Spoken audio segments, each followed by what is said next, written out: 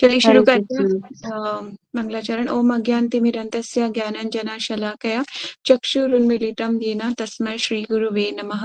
श्रीचैतन्यमनोभीष्टं स्थापितं येन भूतले स्वयं रूपः कदा मह्यं ददाति स्वपदान्तिकं।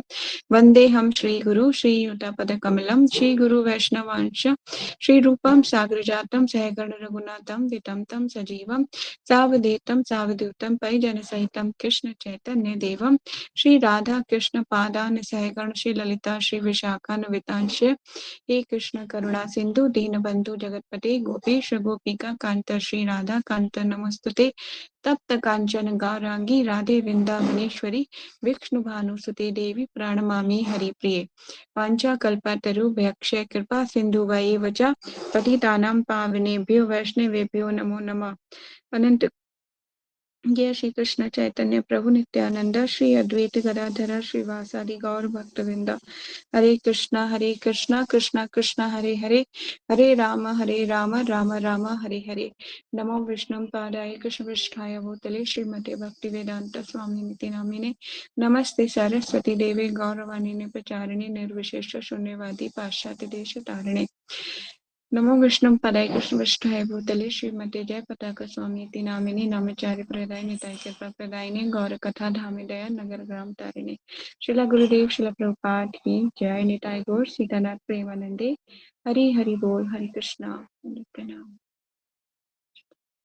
मुखं करोति वाचालं पंगुं लंघयति गिरं यत्कृपातहं वन्दे श्रीगुरुं दीनतारिणं परमानन्दं माधवं श्रीचैतन्येश्वरं। हरि ओम तत्सत्।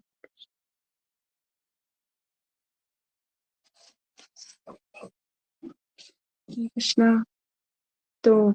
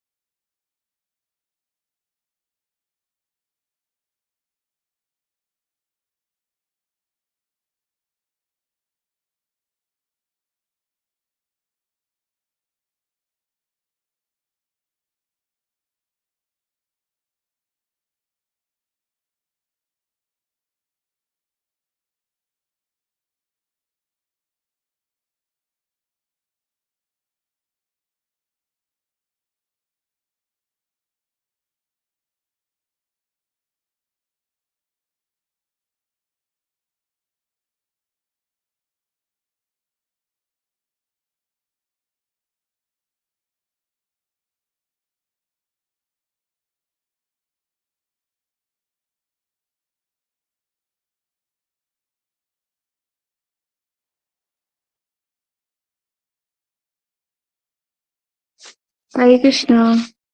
सॉरी कॉल आ गया था। तो आप लोग अपनी बुक निकाल लीजिए, ठीक है, पढ़ना शुरू करते हैं।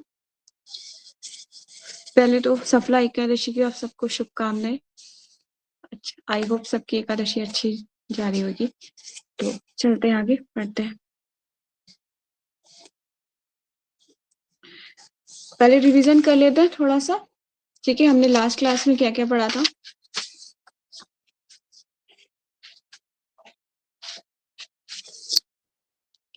लास्ट क्लास में हमने पढ़ा था वहां से जहाँ पे प्रभुपाद जी आगे न्यूयॉर्क चले गए हैं, है ना, पढ़ा था ना हमने। और न्यूयॉर्क में क्या हुई है, बर्फ पड़ी हुई है। कितने इंच बर्फ पड़ी थी, याद है किसी को? Yes, okay. फिर प्रभुपाद जी जो है इतनी सर्दी में भी प्रभुपाद जी बेड पे सोते थे क्या? फर्श पर, जमीन पर। यस, ठीक है। और इसके बाद आगे प्रभुपाद जी किससे मिले थे? आई थिंक कोई योगा टीचर था, क्या नाम था उनका? मिश्रा जी कुछ ऐसे था ना? डॉक्टर राममूर्ति मिश्रा, ठीक है, योग टीचर थे लोग, ठीक है। अब उसके बाद प्रभुपाद जो है उनके एक उनके घर से निकल के फिर योगा स्टूडियो में रहे, फिर उसके बाद एक छोटे से कमरे में रहे, है ना। तो आगे चलते हैं। फिर प्रभुपाद जी को जो कुछ लड़के थे उन्होंने प्रभुपाद को क्या देते हैं, वो एक टेप रिकॉर्डर देते हैं, जिसमें प्रभुपाद जी कुछ एकांकी भजन जो है वो अंकित करते हैं और गीतोपनिषद की भूमिका को रिकॉर्ड करते हैं, ठीक है। तो अब आगे चलते हैं। और सबसे इम्पोर्टेंट आप मत भूलेगा कि प्रभुपाद का बर्थ ईयर कौन सा है, याद है ना सबको। चलिए आगे चलते हैं। लोअर ईस्ट साइड पर 64 ईस्ट 7th स्ट्रीट में पैराडक्स नामक एक भोजनालय था, जो जाजेज है सवा के दर्शन तथा स्थूल जीव माइक्रोबॉट्रिक भोजन के प्रति समर्पित था। ये सड़क की सतह से कुछ नीचे स्टोर फंड दुकान का आगे का हिस्सा था, जिसमें मोमबत्ती से प्रकाशित कमरे में छोटी छोटी भोजन करने की मेजें लगी थी। इनमें से मिलने वाला भोजन सस्ता किंतु ख्याति प्राप्त था। इसमें चाय मुफ्त मिलती, आप चाहे जितनी चाय पिए। ये ये मात्र एक भोजनालय ना था, ये आध्यात्मिक तथा सांस्कृतिक रुचियों का केंद्र था। एक मिलने का स्थान जो किसी ग्रीनविच ग्राम या 1920 के दशक के पेरिस के कैफे की याद दिलाता था। कोई व्यक्ति चाहे तो बिना कुछ खरीदे सारा दिन पैराडॉक्स में बैठा रह सकता था, फिर भी किसी को कोई शिकायत नहीं होती थी। पैराडॉक्स में जुटने वाला जनसमूह पूर्व के उपदेशों में रुचि रखने वाला रहस्यवादी समूह होता। जब डॉक्टर मिश्र के यहाँ रह रहे नव स्वामी का समाचार पैराडॉक्स पहुंचा, तो ये बात तुरंत फैल गई।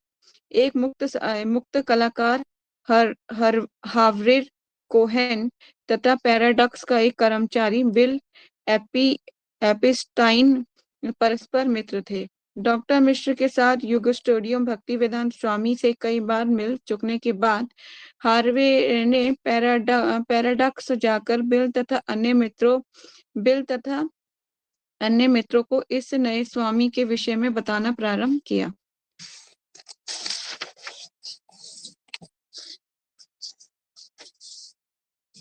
बिल एपीस्टाइन अत्यंत उत्साही रूमानी व्यक्ति था।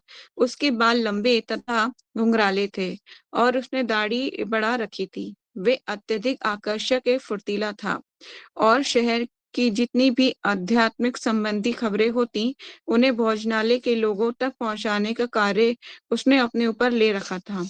एक बार नए स्वामी में रुचि उत्पन्न हो जाने पर वे भोजनालय में निरंतर उन्हीं की चर्चा करता रहता। अभी तक भक्ति वेदांत स्वामी की कक्षाओं में आने वाले लोग वयस्क तथा अधिक रूढ़िवादी शहरी लोग थे, जबकि पैराडॉक्स का नवीन समुदाय तरुण तथा हिप्पी था। उन दिनों भी किसी तरुण को लंबे बाल तथा दाढ़ी रखे देखना असामान्य बात होती थी। अतः जब वेस्ट साइड में होने वाली स्वामी जी की सभाओं में ऐसे लोग आने लगे, तो कुछ पुराने लोग चौकन्ने हो गए। उन्होंने कहा, स्वामी भक्ति वेदांत दूसरी तरह के लोगों को चुनने लगे हैं। वे उन्हें बावरी या किसी अटारी से लाए हैं। वे लोग विभिन्न विचित्र टोपी तथा भूरे कंबल ओढ़कर आते हैं। मैं भौचक्का रह जाता हूँ। डेविड हेलेन 21 वर्षीय खोजी था, जो पैराडॉक्स से आया था और वे कुछ ही दिनों पहले नशीली दवाओं के प्रयोग के विषय में पढ़कर आकर्षित होकर शहर आ गया था। उसने पुरानी मंडली को वेस्ट साइड में बूढ़ी स्त्रियों का समूह जैसा देखा और जो स्वामी जी के व्याख्यानों को सुनता था। डेविड क्या कह रहे हैं? डेविड, तब हम हिप्पी नहीं कहलाते थे, किंतु जो लोग पहले पहले उनसे आकर्षित हुए, हम अत्यंत विचित्र लगे। हमें इस नए समूह के साथ जोड़ पाना उन्हें विचित्र लगता। मेरे विचार से उस समय तक भारत से जितने उपदेशक आए थे उनके अनुयायी वयस्क लोग होते थे और कभी कभी धनवान विधवा स्त्रियां उन्हें धन प्रदान करती थीं, किंतु स्वामी जी अधिक तरुण तथा निर्धन जनसमूह के प्रति मुड़े। इसके बाद यह हुआ कि बिल एपस्टाइन तथा अन्य लोग मिलकर बातें करने लगे कि क्या अच्छा हो यदि स्वामी जी शहर के दूरस्थ लोअर साइड चले आए। सचमुच सारी बातें डाउनटाउन दूरस्थ इलाके की ओर हो रही थी। वे अप टाउन शहर के मध्य भाग में नहीं हो रही थी। निस्संदेह डाउनटाउन के लोगों को उनकी वास्तव में आवश्यकता थी। डाउनटाउन में ही उचित और सामायिक था और वहां जीवन था। वहां चारों ओर प्रचुर शक्ति का संचार हो रहा था। एक दिन जब स्वामी जी बाहर गए तो कोई कमरा नंबर 307 में घुस आया और उनका टाइपराइटर तथा टेप रिकॉर्डर चुरा ले गया। मतलब प्रभुपाद जी के पास पहले से कुछ नहीं था और जो ले देख के था भी उसको भी चोरी हो गया। जब वे उस भवन में लौटे तो चौकीदार ने उन्हें चोरी के विषय में सूचित किया कि कोई अज्ञात चोर खिड़की के शीशे तोड़कर भीतर घुसा और सामान लेकर चंपत हो गया। स्वामी जी को सब कुछ सुनकर विश्वास हो गया कि चौकीदार ही दोषी है। निसंदेह वे इसे प्रमाणित नहीं कर सकते थे, अतः उन्हें निराश होकर इस हानि को स्वीकार किया। स्वामी जी का मन कमरा नंबर 307 में रहने से उछटने लगा। यद्यपि कुछ मित्रों ने पुराने टाइपराइटर तथा टेप रिकॉर्डर की क्षतिपूर्ति करने की इच्छा प्रकट की, किंतु उस चौकीदार ने फिर चुरा लिया। तो अब ये बात हो रही है कि अगर हम पहले फिर ला दें और फिर चौकीदार ने चुरा लिया तो क्या होगा। हार्वे कोहेन तथा बिल एपस्टाइन ने उन्हें सलाह दी कि वे डाउनटाउन चले आएं और उन्हें आश्वासन दिया कि वे वहां के तरुणों में उनका अनुसरण करने वाले यहाँ से ज्यादा होंगे। और आकर्षक प्रस्ताव था। ये क्या था, ये प्रभुपाद को अच्छा लगा कि वहां पे और भी यंगस्टर्स होंगे तो वहां पे जाके रहना चाहिए। अब हार्वे न्यूयॉर्क छोड़कर कैलिफोर्निया जाने वाला था, अतः उसने स्वामी जी को डेविड एलन के साथ मिलकर रहने के लिए बावरी के अपने घर को प्रस्तावित किया। भक्तिवेदांत स्वामी ने इसे स्वीकार किया। किसने ये दिया था प्रस्ताव? डेविड के घर रहने वाले थे प्रभुपाद, डेविड एलन। अब इनके बारे में भी स्टोरी है। जब वे अपना 72वीं गली का स्थान छोड़ने वाले थे तो वे इस जब वे अपना 72वीं गली का स्थान छोड़ने वाले थे तो उस इमारत में काम करने वाला एक परिचित बिजली की मिस्त्री ने आकर उन्हें आग्रह किया कि उसने विरोध किया कि वे बावरी भद्र पुरुष के रहने योग्य स्थान नहीं है। ये संसार का सबसे भ्रष्ट स्थान है। पहले ही कमरा नंबर 307 स्वामी जी का सामान चोरी चला गया हो, किंतु बावरी में जाकर रहना उसका उपचार न था।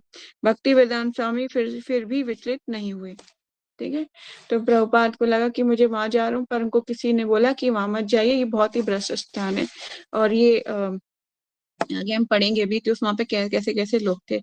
भक्ति वेदांत स्वामी बावरी में रहने गए और वहां के थोड़े प्रकाश के नीचे बैठकर काम करने लगे। शहर के उसी ब्लॉक में खुले प्रकाश के नीचे सैकड़ों बेघरवार व्यक्ति रह रहे थे। स्वामी जी के पास इन निरीहों के ही समान ना तो कोई स्थायी आय थी, ना ही कोई निश्चित घर रूपी सुरक्षा थी। फिर भी उनकी चेतना सर्वदा भिन्न थी। मतलब प्रभुपाद कोई साधारण सोल नहीं थे। पहली बात तो ये हमें समझ लेना चाहिए। दूसरी बात कि अपनी भक्ति को कैसे बरकरार रखा प्रभुपाद ने, ये सबसे इम्पोर्टेंट है। इतने सारे यंगस्टर, मतलब आप अमेरिका जाएंगे तो मतलब वहां पर फिजिकल होना ये कोई वो नहीं है, कुछ बड़े ऑफेंस नहीं माना जाता। वहां पे ये आम बात है। पर प्रभुपाद ये सब देखते हुए भी, सब सहन करते हुए भी अपनी भक्ति के नियमों में दृढ़ रहना, अपनी गुरु के आदेश को अपने मन में ऐसे स्थिर करके रखना, ये कोई साधारण बात नहीं हो सकती ना। अगर हम ही ऐसी जगह पे चले जाएं तो हमारी सेंसेस विचलित हो जाएंगी, इंद्रियां हमारी जो है विचलित हो जाएंगी। उन्हें लगेगा कि हाँ दिस इज अ रियल, ये सही है और मैं जो अभी कर रही थी अब तक वो खराब था।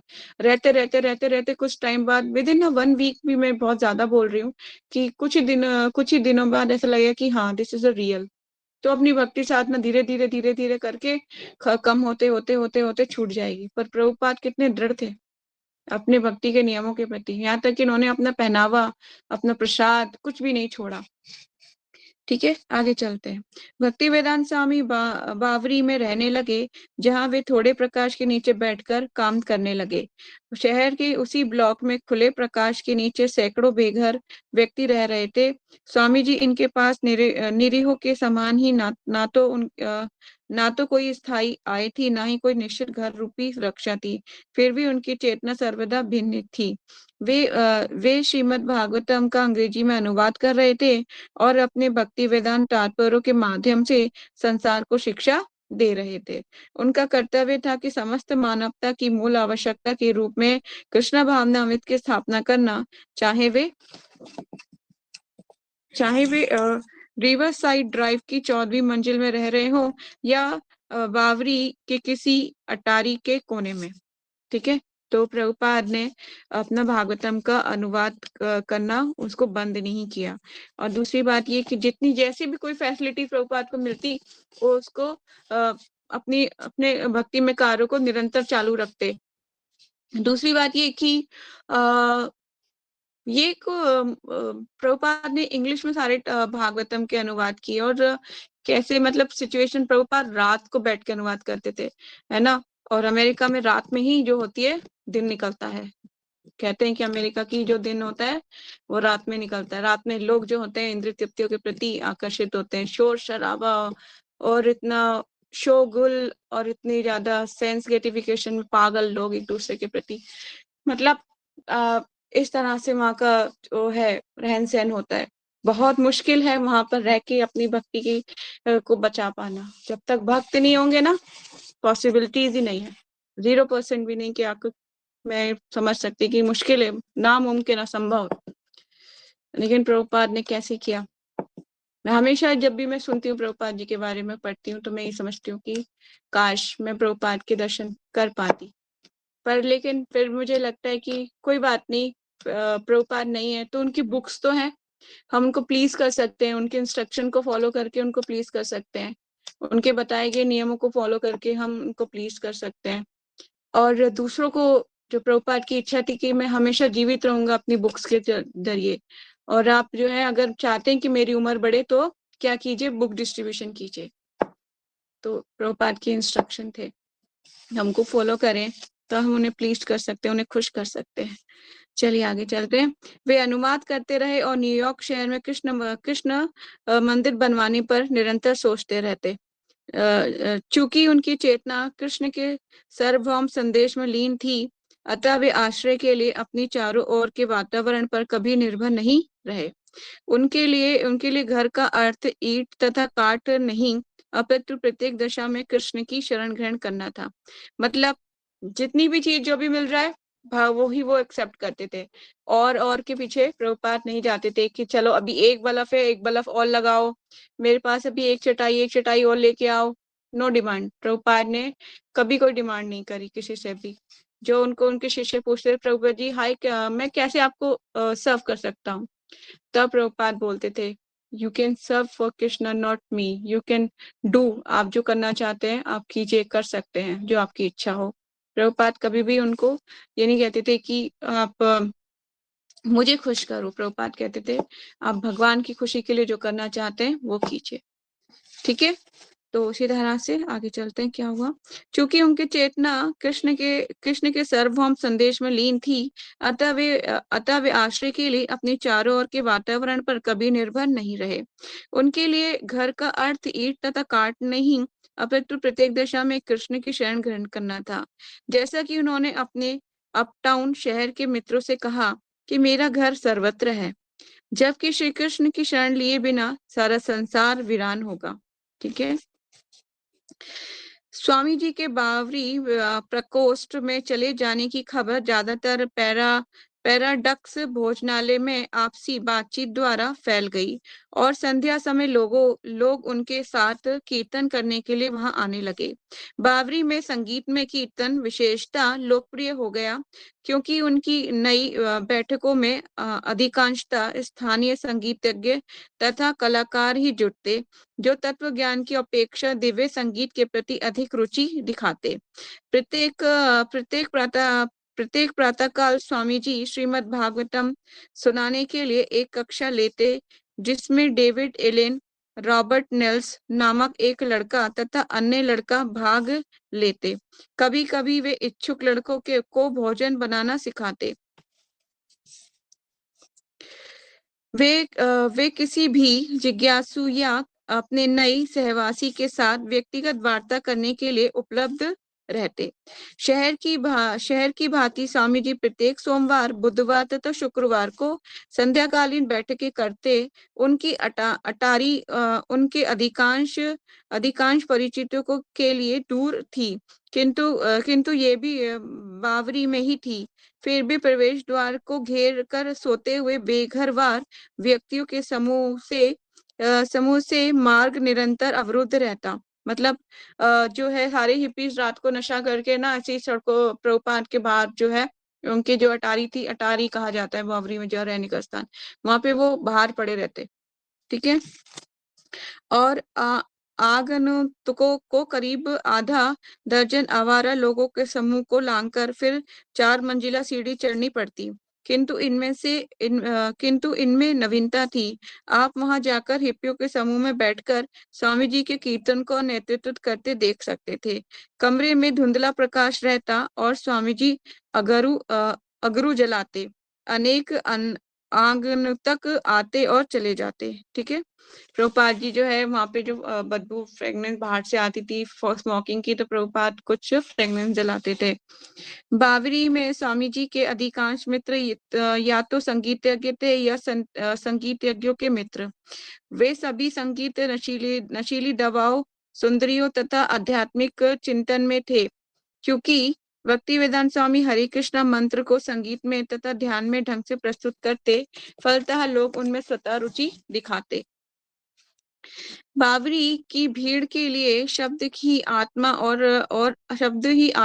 आत्मा ही शब्द था, जिसमें संगीत तथा ध्यान का मिश्रण था।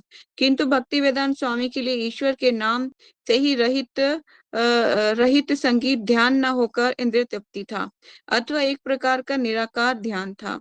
फिर भी वे अपने कीर्तन में इन संगीतज्ञों को आकर वाद्य यंत्र बजाते सुनते तथा कीर्तन करते देखकर स्वामी जी को प्रसन्नता होती। प्रभुपाद जी के पास अब कुछ लोग आने लगे हैं। लीलामृत में तो बहुत विस्तार से कौन कौन आता है, पहले कौन आता है, फिर एक के बाद एक इकट्ठे होते हैं। लीलामृत में बहुत विस्तार से दिया गया है, पर यहाँ पे एकदम बता दिया गया कि इतने लोग आके आने लग गए हैं, काफी लोग।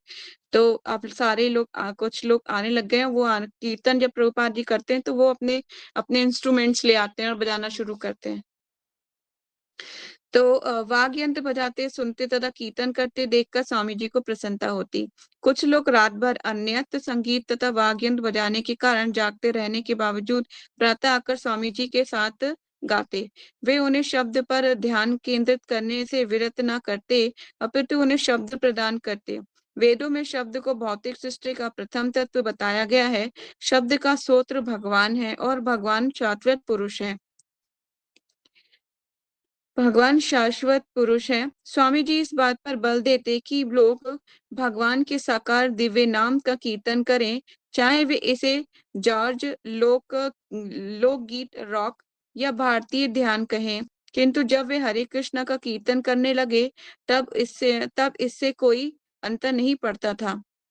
प्रभुपाद जी कभी मतलब ये नहीं कहते थे इसी टोन में गाओ, चाहे वो रॉक फॉर्म में गा रहे हैं, किसी फॉर्म में गा रहे हैं, तो उसमें प्रभुपाद को कोई आपत्ति नहीं थी। ठीक है। खराब पड़ोस होते हुए भी वहां भक्ति वेदांत स्वामी के रहते एवं घूमते थे एवं वे कभी विचलित नहीं हुए।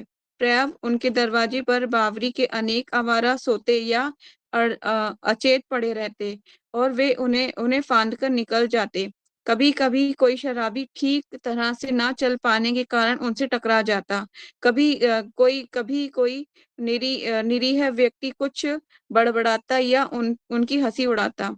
उनमें से जो अधिक गंभीर होते वे खड़े हो जाते, विनम्रता दर्शाते और स्वामी जी को 94 बावरी से बाहर निकलने या भीतर जाने देते।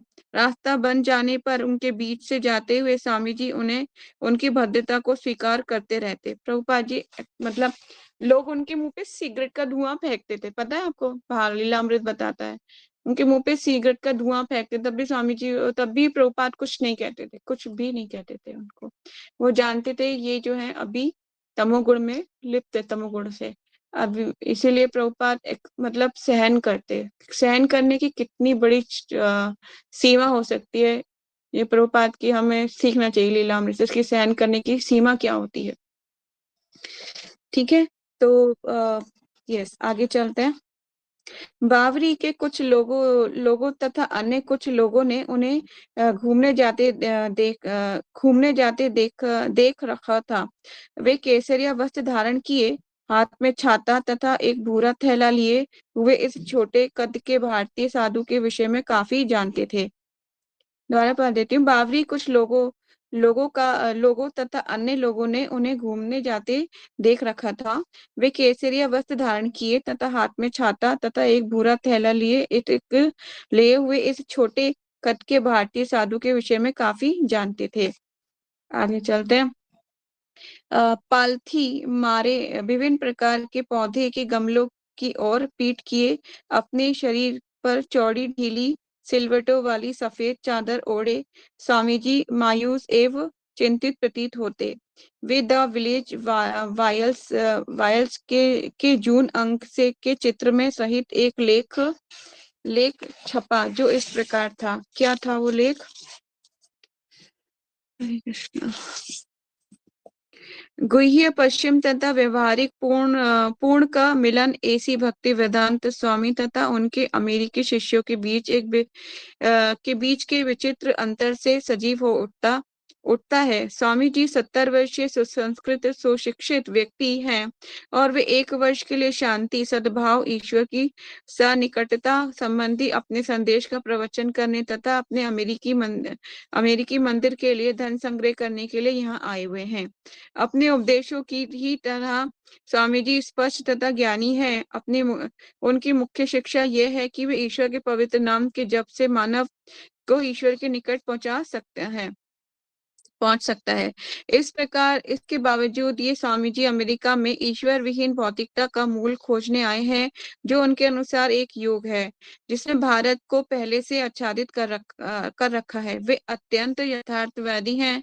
उनका कहना है कि यदि पृथ्वी में कोई समृद्ध स्थान है जहाँ मंदिर बनाया जा सकता है तो वे यहाँ यही है। ये स्वामी जी अमेरिका में कृष्ण भावनामृत की एक अंतरराष्ट्रीय संस्था स्थापित करना चाहते हैं जो हर किसी के लिए जिसमें स्त्रियां भी सम्मिलित हैं सुगम होगी। ठीक है, तो ये छपा था। ये लेख हॉर्वेड स्मिथ नामक एक पत्रकार ने लिखा था। इसमें सर्वप्रथम फोन द्वारा किसी से इस स्वामी के विषय में जानकारी मिली थी कि भारत से एक रुचिकर धार्मिक व्यक्ति आया है जो बावरी की एक अटारी में रह रहा है। सूचना देने वाला सज्जन ने कहा, आप किसी भी समय वहां जा सकते हैं, वे सदैव वहीं रहता है।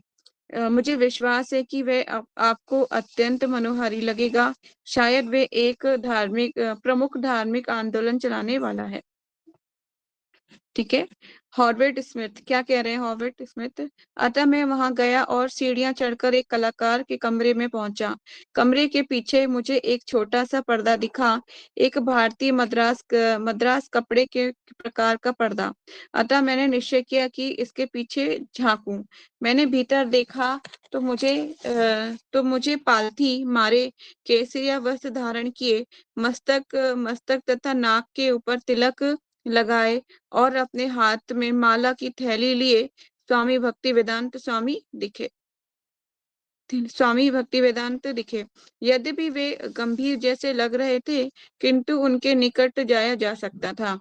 अतः मैंने हेलो कहा और उन्होंने ऊपर देखा। मैंने पूछा, आप स्वामी जी भक्तिवेदांत हैं? और उन्होंने उत्तर दिया, हाँ। मैंने कहा, मैं हेवर्ट स्मिथ हूँ। फिर हम बैठकर बातें करने लगे। मुझे देखते ही बहुत वे मुझे देखते ही बहुत अच्छे लगे। मेरे कहने का तात्पर्य यह है कि मैं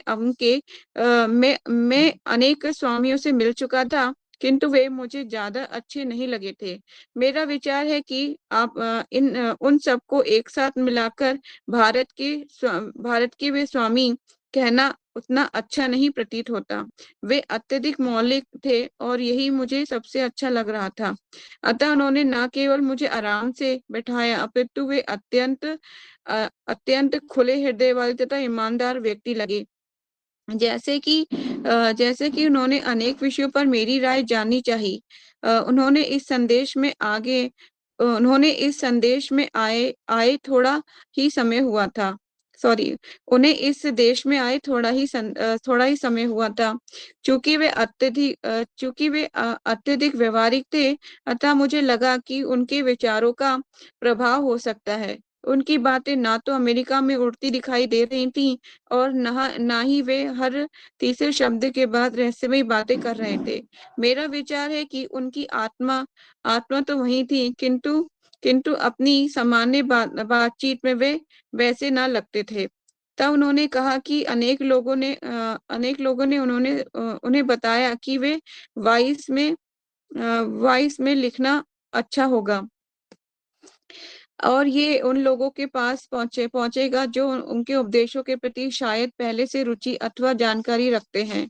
मैंने कहा कि मेरे विचार से आप ठीक कहते हैं। उन्होंने मुझसे पूछा कि क्या मैं भारतीय संस्कृति के विषय में कोई पुस्तक पढ़ी है या उनके विषय में कुछ जानता हूँ। तो मैंने उन्हें उत्तर दिया, नहीं। मैं वास्तव में पढ़ी भी नहीं थी। हम थोड़ी देर तक बातें करते रहे और उन्होंने मुझसे कहा कि मैं उनके पास अंग्रेजी की कुछ पुस्तकें हैं, उनका अनुवाद उन्होंने भारत के में पहले ही कर रखा था। उन पुस्तकों को मुझे देते हुए बोले, यदि आपको अधिक जानकारी लेनी हो तो आप इन्हें पढ़ सकते हैं। स्पष्ट था कि मैं ऐसे व्यक्ति से बात नहीं कर रहा था। ये स्पष्ट था कि मैं किसी ऐसे व्यक्ति से बात नहीं कर रहा था जिसने अभी अभी ये निर्णय लिया हो कि उनको ईश्वर के दर्शन हो चुके हैं और उनके विषय में वे लोगों को बताने जा रहे हों। वे मुझे भी कहीं अधिक शिक्षित व्यक्ति प्रतीत हुए। मुझे उनकी विनयशीलता पसंद आई। वे मुझे अत्यंत अच्छे व्यक्ति लगे। मैं जो भी जानना चाहता था उन्होंने विस्तार से समझाया। अपनी पोशाक, अपने माथे के तिलक तथा अपनी जप की थैली की महत्ता बतलाई। मुझे उनकी सारी व्याख्याएं पसंद आईं। सब कुछ अत्यंत व्यवहारिक था। अतः उन्होंने संसार भर के मंदिरों के विषय में बातें की और कहा कि हमें काफी लंबी यात्रा करनी है, किंतु मैं अत्यंत धैर्यवान हूँ। ठीक है, तो प्रभुपाद जो है एक प्रेस रिपोर्टर से बात कर रहे हैं और एक कन्वर्सेशन है।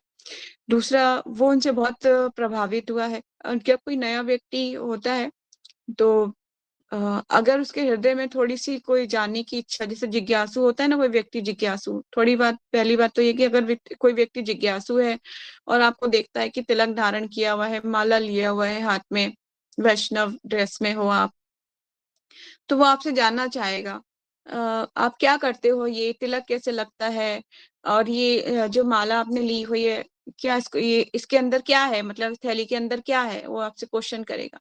अगर सारे क्वेश्चन का आंसर आप उसे दोगे और बताओगे तो जिज्ञासु व्यक्ति अगर वो उसका रुझान थोड़ा सा भी अगर वो है भगवान के प्रति, तो वो उसको अडॉप्ट करने के लिए तैयार हो सकता है। जैसे बुक डिस्ट्रीब्यूशन भी हम करते हैं तो हमें ये पता चल जाता है कि वो सामने वाले का इंटरेस्ट क्या है, वो क्या आपसे बुक्स लेगा या नहीं लेगा, या फिर वो आपका सिर्फ मात्र टाइम पास कर रहा है। तो इस तरह से हमें थोड़ा सा स्मार्टनेस होनी चाहिए ये जज करने के लिए।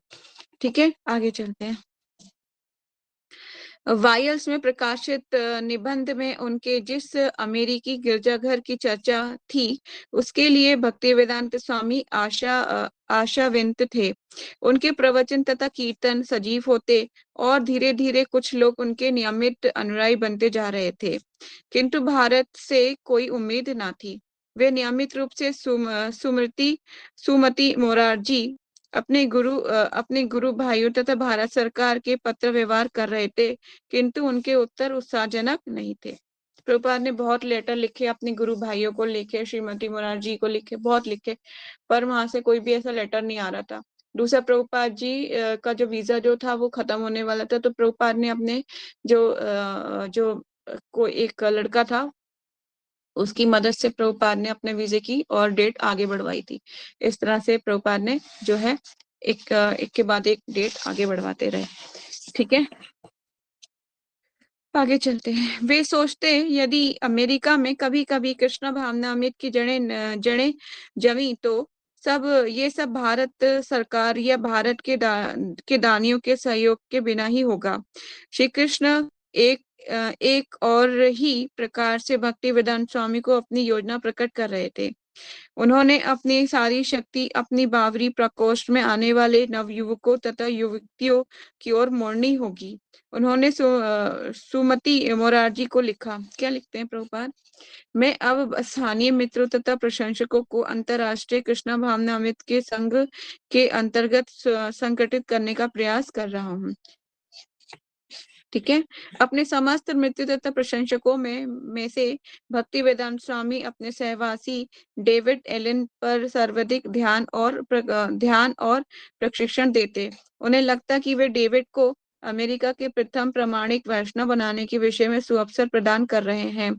अतः वे भारत वापस जाएंगे और अपने साथ डेविड को वृंदावन ले जाना चाह रहे थे। अतः वहां उसे मंदिर पूजा दिखाना तथा पश्चिम में भावी प्रचार के लिए प्रशिक्षित करना चाह रहे थे। ठीक है, प्रभुपाद चाहते थे कि डेविड मेरा शिष्य बने और जो है वो मंदिर जाए, भारत मेरे साथ वृंदावन, और मंदिर में पूजा कैसे करना है वो सीखे। आगे क्या होता है देखते हैं। एक दिन अपने व्याख्यान में भक्ति वेदांत स्वामी ने कहा, मुझे बताते हुए प्रसन्नता हो रही है कि हमारे श्री डेविड कभी कभी कहते कि स्वामी जी, मैं अविलंब आध्यात्मिक जीवन की ओर बढ़ना चाहता हूँ। भक्ति वेदांत स्वामी डेविड की आतुरता की नकल करते हुए हंस पड़े और उन्होंने कहा कि मैं उनसे कहता हूँ कि धैर्य रखो, धैर्य रखो, समय आने पर सब कुछ हो जाएगा। जब तुम्हारी ऐसी इच्छा है तो ईश्वर तुम्हारी सहायता करेंगे और वे तुम्हारे भीतर हैं। वे मात्र ये देखना चाहते हैं कि तुम कितने निष्ठावान हो। तब वे आध्यात्मिक जीवन में बढ़ने के लिए तुम्हें सारे अवसर प्रदान करेंगे। जैसी सच बात है, अगर आप प्रचार करना चाहते हैं, प्रचार कार्य करना चाहते हैं, भगवान से प्रेयर करेंगे तो भगवान ऐसे साधन सुलभ कराते हैं। ठीक है, पहले तो डेविड तथा स्वामी जी एक बड़े हॉल में एक साथ शांतिपूर्वक रहते रहे। स्वामी जी एक और हॉल में अपने हिस्से में ध्यान मग्न होकर काम करते रहते और डेविड पूरे खुले स्थान में रहता। किंतु जब वे मैरिजुना एलएसडी तथा अ, एम्फेटामिन खाने की जिद करता और स्वामी जी उसके पास उसके अतिरिक्त कोई चारा ना था, तो वे सब कुछ सहते रहे। उन्होंने डेविड से कई बार कहा भी कि नशीले पदार्थों तथा इंद्रजालों से उसके आध्यात्मिक जीवन में कोई सहायता नहीं मिलेगी, किंतु डेविड ध्यान नहीं देता। उसका मन स्वामी जी से दूर होता जा रहा था। अभी डेविड बहुत नुकसान भी करेगा। भक्ति वेदांत स्वामी उस प्रकोष्ठ को मंदिर की तरह बरतने की योजना बना रहे चुके थे कि वे इसे न्यूयॉर्क में राधा कृष्ण के प्रथम मंदिर के रूप में बदल देना चाहते थे और इसमें वे डेविड का सहयोग चाह रहे थे। यद्यपि आसपास की स्थिति दुनिया के अत्यंत दयनीय स्थानों जैसी थी, किंतु स्वामी जी जयपुर या वृंदावन से मूर्तियां लाकर बावरी में ही मंदिर पूजा प्रारंभ कर देने की बात करते रहते। वे सोचते थे कि इसमें डेविड सहायक बनेगा। आखिर दोनों सहवासी हैं, अतः डेविड के सहयोग का प्रश्न ही नहीं उठता। डेविड के असहयोग का प्रश्न ही नहीं उठता, किंतु वे अपनी गंदी आदतों छोड़नी होंगी। भक्ति वेदांत स्वामी डेविड की सहायता करना चाह रहे थे, किंतु वह अत्यधिक व्याकुल रहता था। वे विपत्ति की ओर बढ़ रहा था, और उसी तरह उस प्रकोष्ठ संबंधी स्वामी जी की योजनाएं भी प्रकोष्ठ संबंधी स्वामी जी की योजनाएं भी। कभी कभी जब डेविड दवाओं के नशे में नहीं रहता, तो वह उस प्रकोष्ठ के चारों ओर टहलता रहता। अन्य समयों पर वे विचार में डूबा रहता। एक दिन कलयुग सवार हो गया था, लीलामृत ऐसा बोलता है। हरे कृष्णा, मेरी आवाज आ रही है?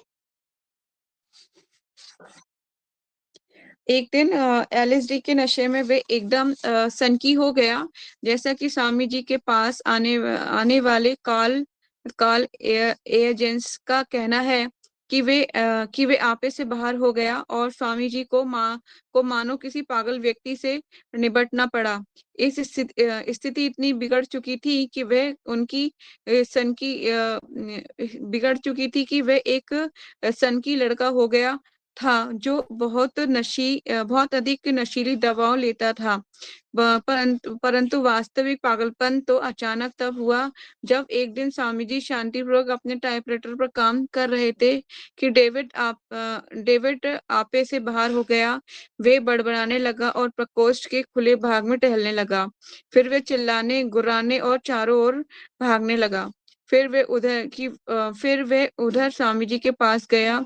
एकाएक स्वामी जी ने अपने समकक्ष डेविड को देखा, अपने अपने प्यारे उस डेविड को नहीं, जिसे वे अपने साथ लेकर वृंदावन में ब्राह्मणों को दिखाना चाह रहे थे। परंतु नशीली दवाएं खाए उस क्रुद्ध आंखों वाले अजनबी तथा एक पागल को देखा। प्रभुपाद को लगा कि वो तो नहीं है डेविड, ये कोई और है, मतलब कि उसका दूसरा ही रूप देखा प्रभुपाद ने। भक्ति वेदांत स्वामी ने उनसे बातें करनी चाहिए कि क्या माजरा है, किंतु डेविड ने कुछ नहीं बोला। कोई विशेष असहमति नहीं थी, केवल पागलपन सवार था। भक्ति वेदांत स्वामी तेजी से सीढ़ियों से नीचे 4 मंजिल नीचे उतरे, और वे ना तो अपना कोई सामान लेने के लिए और ना ही ये सोचने के लिए रुके कि वे कहाँ जाएंगे, या वे फिर लौट कर आएंगे या नहीं। कुछ भी सोचने के लिए समय नहीं था। वो जो डेविड था, उसने प्रभुपाद जी पे प्रहार किया था। लीलामृत बोलता है कि उसने प्रभुपाद जी को मारने का प्रयास किया, और प्रभुपाद अपने बचाव में उस सीढ़ियों से जल्दी से उतर जाते हैं, पर अपना सारा सामान वहीं उनका रह जाता है। तो मतलब, और फिर प्रभुपाद के पास कुछ नहीं होता। आगे चलते हैं। उन्हें गहरा सदमा लगा था, और अब वे डेविड के पागलपन के क्षेत्र से दूर चले जाना चाह रहे थे। उनके दरवाजे पर आवारा छोकरे बैठे थे। उन्होंने उन्होंने उन्होंने उन्हें उसी शिष्टाचार से स्वामी जी को बाहर जाने दिया। वे स्वामी जी के बाहर आने जाने, बाजार तक जाकर सामान खरीदने और लौटने की आदतों से परिचित थे, अतः उन्होंने कोई तकलीफ नहीं पहुंचाई। किंतु आज सौदा खरीदने नहीं जा रहे थे। फिर वे कहाँ जा रहे थे, वे स्वयं नहीं जानते थे। ये जब लाइन आती है ना कि प्रभुपाद को पता नहीं है वो कहाँ जाएंगे, क्योंकि आप सोचिए ना, जो एकदम से घर से निकल गया हो, मतलब, और वो फिर कहाँ जाएगा, उसको पता ही नहीं, उसके पास कोई सामान नहीं है। कैसी स्थिति है, कुछ भी नहीं है उनके पास अभी। प्रभुपाद, सारा सामान उनका वहीं रह गया है, जो भी थोड़ा बहुत था वो भी रह गया है। अब प्रभुपाद के पास कुछ नहीं है, अब वो कहाँ जाएंगे? अब राइट मुड़े या लेफ्ट मुड़े, या आगे जाए या पीछे जाए, क्या करें? ये मतलब हर किसी को विचलित कर सकती है ये स्थिति। वे ये जाने बिना कि सड़क पार आ गए हैं कि वे कहाँ जाना है, उन्हें नहीं पता।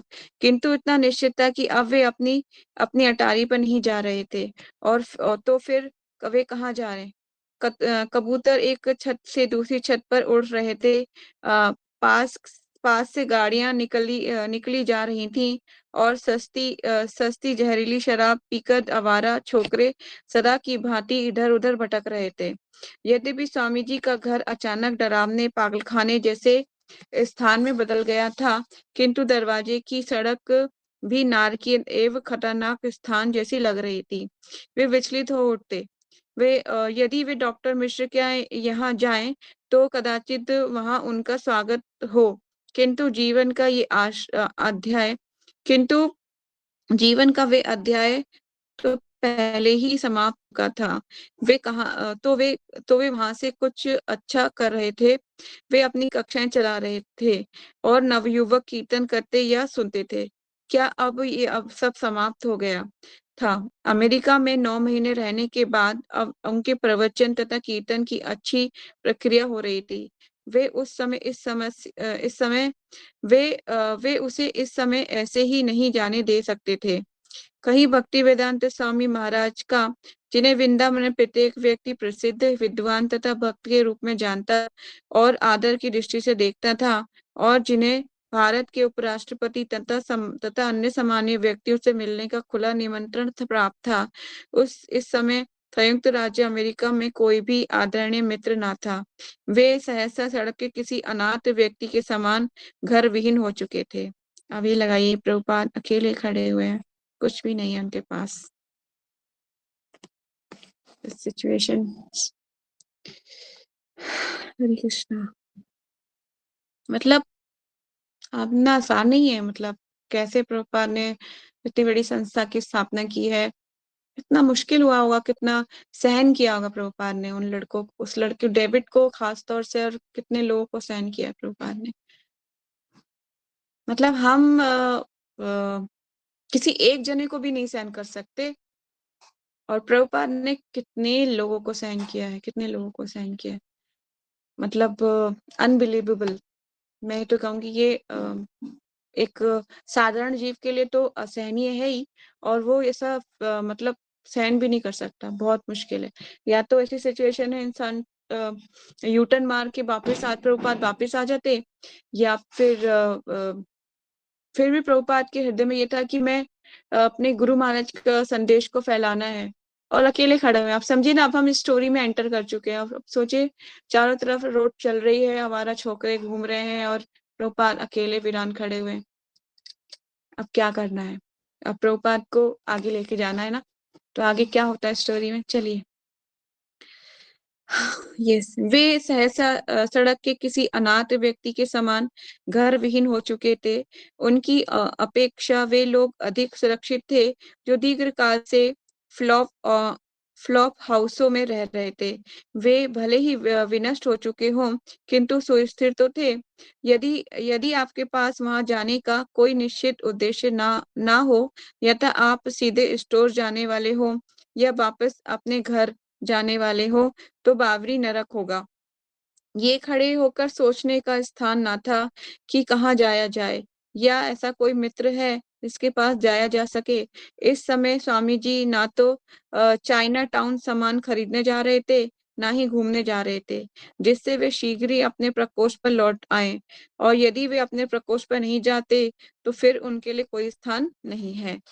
अमेरिका में ऐसी सन की लोगों के बीच प्रचार कर पाना इतना कठिन हो रहा था। जिस दिन वे बॉस्टन बंदरगाह में पहुंचे थे, उस दिन पूर्व दृष्टा कवि के रूप में उन्होंने एक कविता लिखी थी। क्या लिखी थी प्रभुपाद ने कविता? हे प्रभु, मैं नहीं जानता कि मुझे आप यहाँ क्यों लाए हैं। अब आप जो चाहे सो करिए, किंतु मेरा अनुमान है कि यहाँ आपका कुछ काम है, अन्यथा आप मुझे इस भयावह स्थान में क्यों लाते? मतलब इतना भयानक स्थान, जो भक्ति के लिए जरा भी अनुकूल नहीं है ना, जहाँ उनकी बात कोई सुनने वाला नहीं, वो स्थान में क्यों लाते? अब उनकी नियमित कक्षाओं का क्या होगा? डेविड का क्या होगा? क्या उन्हें लौटकर उस छोकरे की से बात करने का प्रयास करना चाहिए? ये डेविड का पहला उत्पात था। किंतु अन्य तनावपूर्ण अवसर भी आ चुके थे। डेविड की आदत थी कि वह स्नान घर के फर्श पर साबुन छोड़ आता, किंतु स्वामी जी ऐसा न करने के लिए कहते रहते, क्योंकि ये आदत खतरनाक थी। फिर भी डेविड एक ना सुनता। स्वामी जी लगातार उसे याद दिलाते रहते, और एक दिन वे स्वामी जी पर नाराज होकर चिल्लाने लगा था। किंतु कोई वास्तविक शत्रुता नहीं थी। यहाँ तक कि आज की घटना भी किसी व्यक्तिगत मनमुटाव के कारण नहीं घटी थी, किंतु छोकरा शिकार बन चुका था। वो अपने नशे में कदर धुत रहता था कि वो नहीं देखता था कि किससे बात कर रहा। भक्ति वेदांत स्वामी तेजी से आगे बढ़ते गए। सिंधिया जलाए, अब प्रभुपाद जाते हैं उस पे जहां से वो सिंधिया जहाज आता था, है ना। तो प्रभुपाद वहां जाके पता करते हैं कि नेक्स्ट जहाज कब आएगा। तो प्रभुपाद को कोई आशा ही नहीं दिख रही है। और क्या करते प्रभुपाद, पैदल पैदल जब, पता है प्रभुपाद के पैसे नहीं है, कैसे पैदल उन्होंने सफर की, इधर से उधर डोलना। और पता नहीं कुछ खाया भी होगा उन्होंने, नहीं ये भी हमें नहीं पता, इसका जिक्र नहीं है ना। तो क्या सिचुएशन होगी, कैसी स्थिति होगी। चलिए, भक्ति वेदांत स्वामी तेजी से आगे बढ़ते गए। सिंधिया जलयान में उनके पास निशुल्क टिकट की व्यवस्था थी। वे वृंदावन वापस जा सकते थे, किंतु उनके गुरु ने यहाँ आने का आदेश दिया था। अटलांटिक सागर को पार करते हुए स्वामी जी ने लिखा था, श्री श्रीमद भक्ति सिद्धांत सरस्वती ठाकुर की प्रबल इच्छा से भगवान गौरांग का पवित्र नाम पश्चिम जगत के सारे देशों में फैलेगा। रात होने से पहले उन्होंने अपने टहलने के लिए कोई स्थान ढूंढ लेना होगा, जिससे वे अपने प्रचार कार्य के सर्वांग को जारी रख सके। सरकारी जमानत के बिना या किसी धार्मिक संगठन की सहायता के बिना या बिना किसी संरक्षक के कार्य को सही परिणाम होता है। इसका अर्थ था आघात योग्य तथा असुरक्षित रहना। भक्ति वेदांत स्वामी ने इस संकट का सामना इस तरह किया मानो श्री कृष्ण उनकी परीक्षा ले रहे हों। भगवत गीता का उपदेश है कि अपनी रक्षा के लिए कृष्ण पर निर्भर हो जाए। सारे कर्मों में मात्र मुझ पर आश्रित रहो और मेरे संरक्षण में कार्य करो। ऐसी भक्ति योग में मेरे प्रति पूर्णतः सचेत रहो। मेरी कृपा से तुम बद्ध जीवन के सारे अवरोधों को पार कर सकोगे। श्रीमद् भगवद गीता का श्लोक का मीनिंग है। उन्होंने काल एंजियंस को फोन, अब प्रभुपाद को बुद्धि आई है क्योंकि भगवान का हृदय में स्मरण किया ना। और भगवान जब हृदय से प्रेरणा देते हैं तब प्रभुपाद को चेतना आई कि अब मुझे क्या करना चाहिए, क्योंकि मैं अब फ्री टिकट तो लेके नहीं जा सकता, फ्री टिकट की व्यवस्था है पर मैं अब नहीं जाऊंगा क्योंकि मेरे गुरु महाराज का अभी उद्देश्य जो उन्होंने मुझे भेजा था पूरा नहीं हुआ। गुरु का आज्ञा की जो आज्ञा थी वो मैंने अभी तक पूरे नहीं किया, जो उनका उद्देश्य था वो अभी नहीं पूरा हुआ, अभी मैं नहीं जा सकता। फिर उनको भगवान श्री कृष्ण का भगवद गीता का वो श्लोक याद आया। उसके बाद प्रभुपाद ने फोन किया। किसे फोन करते हैं, चलिए आगे चलते हैं। उन्होंने काल एयरजेंस को फोन करने का निर्णय लिया। वे उनकी संध्याकालीन कक्षाओं में नियम पूर्वक आया करता था, अतः उनसे सहायता मांगी जा सकती है। फोन पर स्वामी जी की आवाज सुनकर वे समझ गया कि उन पर कोई विपत्ति आई है। प्रभुपाद घबरा रहे होंगे, आवाज भी रुद्ध हो रही होगी। तो प्रभुपाद ने कैसे किसी से मनी बोरो की होगी और फिर वो उसको डाला होगा। पहले फोन चलते थे ना वो घुमाने वाले, फिर वो वापस आ जाता था। पहले एक घुमाओगे फिर वो वापस, फिर दो घुमाओगे, तो इस तरह से देखे होंगे आपने वो फोन, मैंने उसको किया हुआ है पहले यूज। तो वो प्रभुपाद ने किसी से लक्ष्मी बोरो करके फिर वो सिक्का डालने के बाद ही चलता है, पता है आपको। फॉरेन में भी ये था कि सिक्का डालोगे तब वो फोन आप कर सकते हो किसी को। और प्रभुपाद की मेमोरी कितनी तेज होगी कि उन्हें फोन नंबर भी याद होगा, है ना। चलिए, काल एजेंट्स का फोन करने का निर्णय लिया। वे उनकी संध्याकालीन कक्षाओं में नियम पूर्वक आया करता था, अतः उसने सहायता मांगी जा सकती है। फोन पर स्वामी जी की आवाज सुनकर वे समझ गया कि उन पर कोई विपत्ति आई है। काल तुरंत ही राजी हो गया कि स्वामी जी उसके साथ तथा उसकी पत्नी इरवा के साथ रह सकते हैं। उनका स्थान पास ही सेंटर स्ट्रीट पर चाइना टाउन के निकट बावरी से 5 ब्लॉक पश्चिम की ओर था। कॉल तुरंत ही वहां पहुंच जाएगा। ठीक है, हरे कृष्णा। आज हम यहीं तक पढ़ेंगे। कोई डाउट, कोई क्वेश्चन आप लोगों का?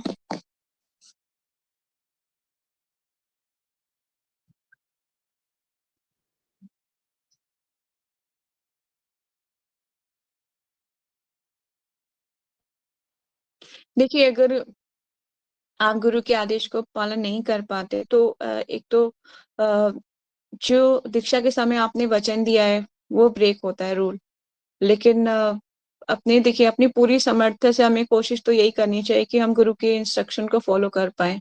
और भगवान से भी प्रेयर करनी चाहिए, तुलसी महारानी से भी प्रेयर करनी चाहिए कि हे तुलसी महारानी, मुझे आध्यात्मिक बुद्धि प्रदान कीजिए जिसके द्वारा मैं अपने गुरु के आदेश को पालन कर पाऊं और आध्यात्मिक बुद्धि होगी तो मैं आध्यात्मिक कार्य भी कर सकूंगी, है ना। जब मटेरियल बुद्धि होगी, तमोगुण रजोगुण से लिप्त, तो कैसे होगा, बहुत मुश्किल है। इसलिए सतोगुण में रहने के लिए काफी चीजें भगवान ने भगवद गीता में बताई हुई हैं कि सतोगुणी लोगों के क्या लक्षण है, बताए हुए ना डिटेल में। तो उसमें एक स्वच्छता भी है, स्वच्छता का पालन कीजिए, क्लीनिंगनेस लीजिए। जब हम साफ सुथरे रहेंगे तो हमारा माइंड में सतोगुण की वृद्धि होगी और उसके कारण हम जो है सही निर्णय ले पाएंगे। ठीक है। तो लेकिन अगर कोई गुरु महाराज के आदेश को नहीं पालन कर सका, लेकिन वो निष्ठावान है, करना चाहता है, ऐसा नहीं है कि लापरवाही कर रहा है, करना चाहता है, तो दोबारा बर्थ लेके उसको आना पड़ता है, फिर से गुरु के आदेश का पालन करना पड़ता है उसको। वैष्णव के परिवारों में जन्म लेगा और अपने गुरु महाराज के आदेश को गुरु कभी छोड़ते नहीं है जीवात्मा को, कभी नहीं। एक कहावत में बताती हूँ आपको कि ना, एक पास टाइम प्रभुपाद का, जब प्रभुपाद ना मॉर्निंग वॉक पे जा रहे थे, तो एक बीच पे वॉक कर रहे थे प्रभुपाद, तो एक पपी था, पिल्ला, वो आके ना प्रभुपाद के पैरों में लौटने लगता है। तो उनके डिसाइपल हटाने का प्रयास करते हैं, तो प्रभुपाद बोले कि नहीं नहीं, मत हटाओ इसको। तो प्रभुपाद बताते हैं कि this is my fallen disciple, है ना, वो गिर गया था, अभी चरण पकड़ रहा है, कोई बात नहीं, फिर दोबारा ये शरीर त्याग करके फिर आएगा, फिर अपनी जो उसके गुरु के शरणागत होगा। तो इसीलिए पहले तो आपका मन फिक्स रहना चाहिए कि हाँ, मैं सोच समझ के गुरु धारण करने चाहिए, आपका हृदय बोले तब। और दूसरा ये कि अगर ऐसी सिचुएशन हो जाती है तो फिर से आना पड़ता है उसको पूरा करने के लिए। अगर अगर आप जानबूझ के नहीं पूरा कर रहे हो, मतलब कि उसको ऐसे समझ रहे हो कि हाँ हाँ हो गई, दीक्षा हो गई, सबका नाम देवीदासी हो गया, मेरा नाम भी देवीदासी हो गया, क्या फर्क पड़ता है। तो अगर आप इस तरह से मनोवृत्ति है तो आपको अपराध लग सकता है गुरु के प्रति। तो आपकी भक्ति धीरे धीरे धीरे धीरे जो है, भक्ति में लाइफ खत्म होती जाएगी धीरे धीरे। फिर भक्तों का संग छुपा, एक एक करके होता है, ये एकदम से नहीं होता, ना ही एकदम से मिलता है, ना ही एकदम से खत्म होता है, धीरे धीरे। पहले भक्तों का संग खत्म होगा, फिर भक्ति के कार्यों को काम करने में आपका हृदय मन नहीं लगेगा, क्योंकि मन जो है, फिर इंद्रियां अपने विषयों की तरफ आकर्षित होंगी ना। तो धीरे धीरे करके माला कम होती जाएगी, माला कम होती जाएगी, फिर शास्त्रों का अध्ययन तो बंद हो जाएगा। ऐसे करते करते करते करते आप पूरी तरह से मटेरियल लाइफ में वापस चले जाओगे। तो इसीलिए बहुत इम्पोर्टेंट है कि जब भी दीक्षा लेने से पहले आपके हृदय में ये पक्का हो जाना चाहिए कि मैं अगर दीक्षा लूंगी तो 101% में गुरु के आदेश को, उनकी इंस्ट्रक्शन को पूरा करने के लिए जी जान से पूरी कोशिश करूंगी। ये ठीक है, क्योंकि ये बहुत दुर्लभ है, दुर्लभ दुर्लभ अति दुर्लभ। इतनी बड़ी गुरु परंपरा से जुड़ जाना बहुत दुर्लभ है, बहुत। कहते हैं कि ना, अभी आप अगर दीक्षा के योग्य हैं और दीक्षा लेना चाहते हैं तो पहले अपने हृदय में पूरी तरह से इस चीज को बिठा लीजिए कि हाँ, मैं अपने मन बुद्धि वचन से पूरी तरह से गुरु महाराज के शरणागत होके उनकी इंस्ट्रक्शन को पूरा करूंगी।